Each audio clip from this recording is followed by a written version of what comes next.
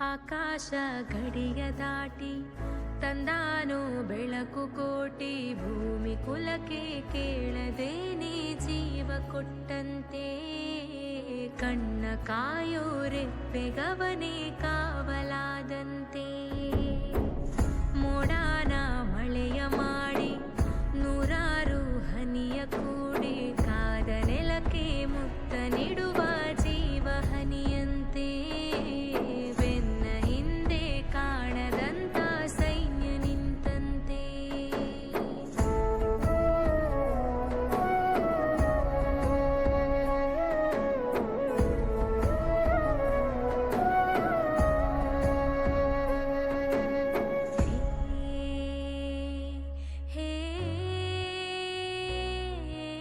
ಖಡ್ಗ ಇವನಂತೆ, ಕಡು ಕೋಪ ಅವನಂತೆ.